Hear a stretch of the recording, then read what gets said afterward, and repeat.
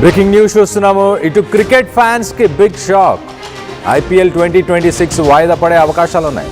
ఇటు IPL పై ఇటు Iran Israel యుద్ధం ఎఫెక్ట్ చూపిస్తుంది. మార్చి 28 నుంచి ప్రారంభం కావాల్సిన ఇండియన్ ప్రీమియర్ లీగ్ మిడిల్ ఈస్ట్లో ఏర్పడిన సంక్షోభంతో ఈ టోర్నీ వాయిదా పడే ఛాన్స్ ఉంది. ఇటు ప్రపంచవ్యాప్తంగా ఇటు విమాన సర్వీసెస్ కూడా క్యాన్సిల్ అవుతున్నాయి. ఆ విమాన రాకపోకల్లో అంతరాయంతో ఇటు ఫారెన్ ప్లేయర్స్కి కష్టం వచ్చే అవకాశం ఉంది.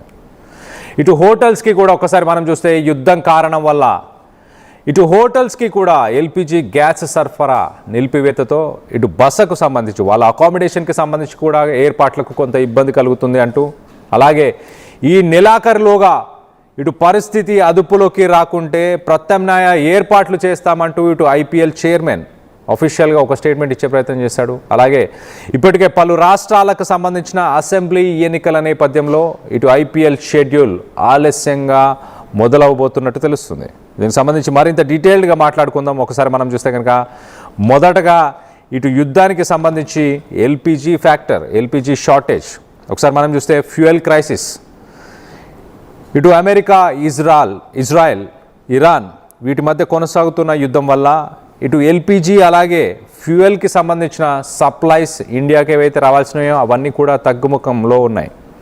ఇటు మినిస్ట్రీ ఆఫ్ పెట్రోలియం అలాగే న్యాచురల్ గ్యాస్ ప్రస్తుతానికి ఇటు ఇంటికి డొమెస్టిక్ హౌస్ హోల్డ్స్కి సంబంధించిన వాటినే ప్రస్తుతానికి అవుట్పుట్ని మాత్రమే ప్రొడ్యూస్ చేస్తుంది. ఇటు కమర్షియల్ యాక్టివిటీస్కి సంబంధించిన కమర్షియల్ LPGని ప్రస్తుతానికి నిలిపివేస్తుంది. దీనివల్ల ఇటు హోటల్స్ అలాగే ఇటు క్యాటరింగ్ ఆపరేషన్స్ ఎక్కడైతే మేజర్ IPL హోస్ట్ సిటీస్ మనం ఒకసారి ఇటు చూస్తే చెన్నై బెంగళూరు లాంటి సిటీస్లో ఆల్రెడీ కమర్షియల్ LPG షార్టేజ్ వల్ల అక్కడ హోటల్స్ అలాగే క్యాటరింగ్ సర్వీసెస్ ఇవన్నీ ఇంపాక్ట్ అయ్యాయి ఆల్రెడీ. సో ఒకవేళ అక్కడ మ్యాచ్లను హోస్ట్ చేస్తే ఎలాంటి పరిస్థితులు ఉండబోతున్నాయి, కొంత పరిస్థితులు స్టేబుల్ అయిన తర్వాతనే అక్కడ మ్యాచెస్ కండక్ట్ చేయాలి అంటూ మొత్తానికైతే సాధారణంగా ఉన్న షెడ్యూల్ని రీషెడ్యూల్ చేసే ఆలోచనలో ప్రస్తుతానికి ఉన్నట్టు తెలుస్తుంది. పోస్ట్ పోన్ అవ్వబోతుంది IPL అంటూ ఇటు IPL చైర్మన్ కూడా చెప్పుకొచ్చాడు.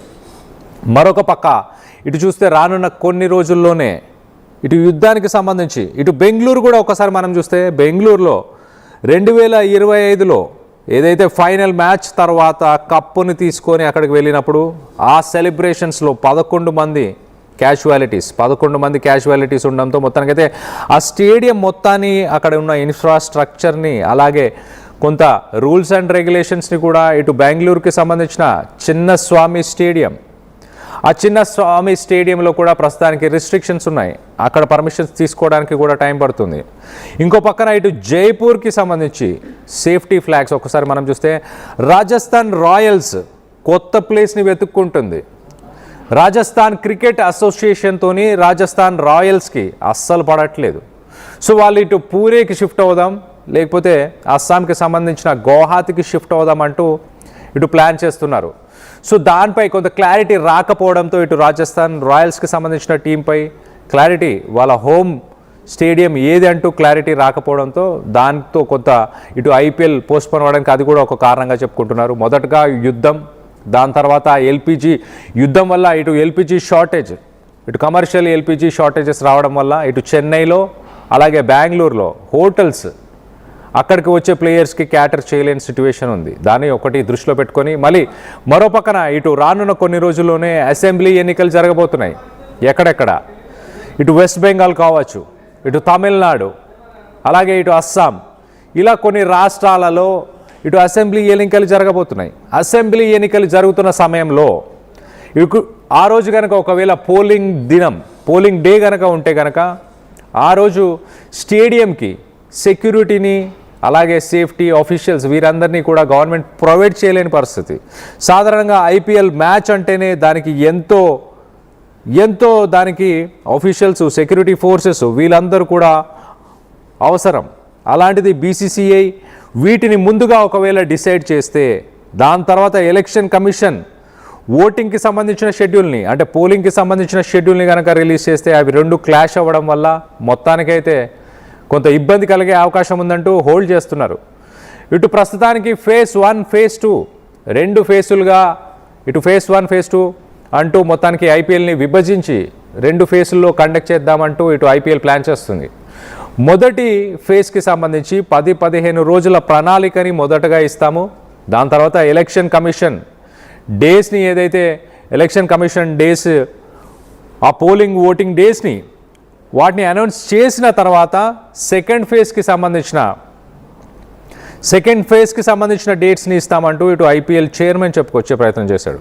IPL chairman Arun Dhumal has confirmed that the governing council is actively reviewing the evolving situation. మరో పక్కన ఇటు ఎల్పిజి షార్టేజ్కి సంబంధించి ఆయన మాట్లాడుతూ ఎల్పిజి షార్టేజ్ వల్ల మరి ఎలాంటి పరిస్థితులు ఎదుర్కొనే అవకాశం ఉందో వాటిని రివ్యూ చేస్తున్నాం. ప్రస్తుతానికి రానున్న రోజుల్లో దీనికి సంబంధించి ఎప్పటికప్పుడు రివ్యూ చేసి ఒకవేళ ప్రత్యామ్నాయం ఏదైతే ఇవ్వాలనుకుంటున్నామో ఆ ప్రత్యామ్నాయాలు వాటి గురించి కూడా ఆలోచిస్తున్నాం. అంటే ఇటు ఒకవేళ ఇండియా కాకుండా వేరే ప్లేస్లో, వేరే సిటీస్లో, వేరే కంట్రీస్లో లొకేషన్ని పెట్టాలనుకుంటే కనుక ప్రస్తుతానికి దుబాయ్లో ఉన్న పరిస్థితులు, యుద్ధం నెలకొన్న పరిస్థితుల వల్ల దుబాయ్లో ప్లేస్ చేయలేరు. అలాగే మిగతా దేశాల్లో కూడా ఆర్థిక పరిస్థితులు కావచ్చు, అక్కడ కూడా ఎల్పిజి షార్టేజ్, ఫ్యూయల్ షార్టేజ్ ఉండే అవకాశం ఉంది. కాబట్టి వాటిని కూడా ప్రస్తుతానికి ఎగ్జామిన్ చేస్తున్నామంటూ ఇటు చెప్పుకొచ్చే ప్రయత్నం చేస్తున్నారు. సో మొత్తంగా ఓవరాల్గా క్రికెట్ ఫ్యాన్స్కి కొంత ఒక బిగ్ షాక్ అని చెప్పాలి. ఐపీఎల్ మరి ఎప్పుడు స్టార్ట్ అవబోతుంది? 3 ఫ్యాక్టర్స్ ప్రధానంగా, ఇటు 3 ఫ్యాక్టర్స్ అని చెప్పుకోవచ్చు. ఈ 3 ఫ్యాక్టర్స్ ఒకసారి మనం చూస్తే కనుక ఎల్పిజి షార్టేజ్ ఒకటి, ఎల్పిజి షార్టేజ్తో పాటు ఇటు ఎలక్షన్స్, జనరల్ ఎలక్షన్స్, ఇటు తమిళనాడు, వెస్ట్ బెంగాల్, అస్సాం ఈ ప్లేసెస్లో జనరల్ ఎలక్షన్స్ ఎప్పుడు కండక్ట్ చేయబోతున్నారు అన్న దానిపై క్లారిటీ లేకపోవడంతో మొత్తానికైతే ఇటు ఐపీఎల్ని కొంత పోస్ట్పోన్ చేస్తున్నారు.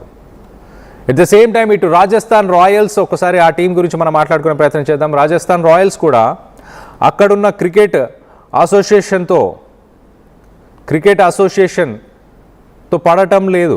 సో మొత్తం మీద వాళ్ళు ఇంకొక హోమ్ గ్రౌండ్ని వెతుక్కుంటున్నారు, ఒక ఇంటిని వెతుక్కుంటున్నారు. ఇటు పూణే ఒక పొటెన్షియల్ గ్రౌండ్ అంటున్నారు, అలాగే ఇటు అస్సాం, ఈ 2 ప్లేసెస్లో కూడా ఇటు పొటెన్షియల్ స్టేడియంస్ని ప్రస్తుతానికి దానిపై క్లారిటీ రాకపోవడంతో ఇటు రాజస్థాన్ రాయల్స్ సిట్యుయేషన్, అలాగే ఇటు చెన్నై, అలాగే బెంగళూరులో హోటల్స్ పరిస్థితులు, వీటన్నిటిని కూడా దృష్టిలో పెట్టుకొని మరి ఎలాంటి డెసిషన్ తీసుకోబోతున్నారు అన్న దానిపై కొంత క్లారిటీ అయితే కొంత సమయం పడుతుంది క్లారిటీ రావడానికి. సో ప్రస్తుతానికి ఐపీఎల్ అయితే పోస్ట్పోన్ జరుగుతుంది అన్నట్టు క్లియర్ ఇన్ఫర్మేషన్ ఉంది. దీనికి సంబంధించి మీరేమనుకుంటున్నారు?